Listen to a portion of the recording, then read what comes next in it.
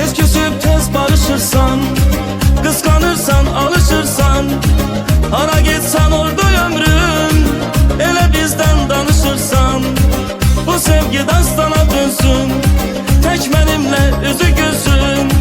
Kim bizi istemir ömrüm, ölsün Allah olar olsun.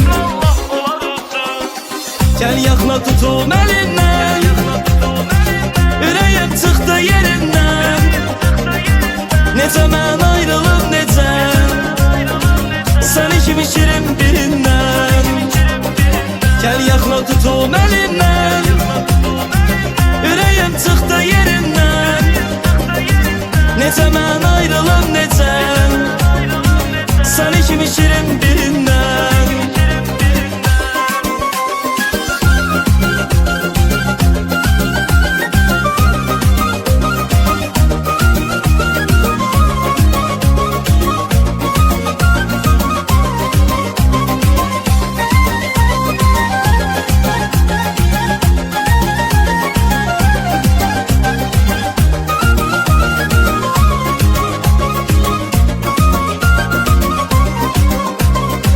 Qəlbimi məndən almısan, elə bir dərdə salmısan. Ürəyim təkcə sənindir, şəkərmisən ya balımsan. Doymuram mən baxışından, səmimi davranışından. Yenə mən ətrini doydum, bu yalan yaz yalışından.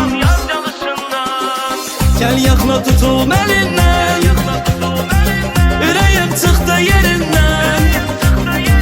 Necə mən ayrılıb necə, səni kimi şirin birindən. Gəl yaxla tutum əlindən, ürəyim çıxdı yerindən. Necə mən ayrılıb necə, səni kimi şirin birindən.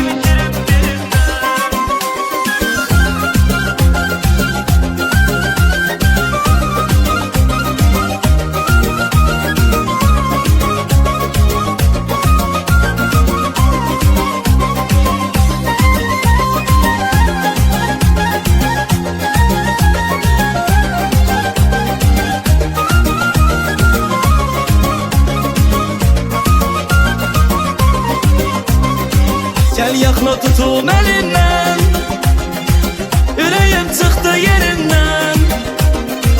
Necə mən ayrılıb necə,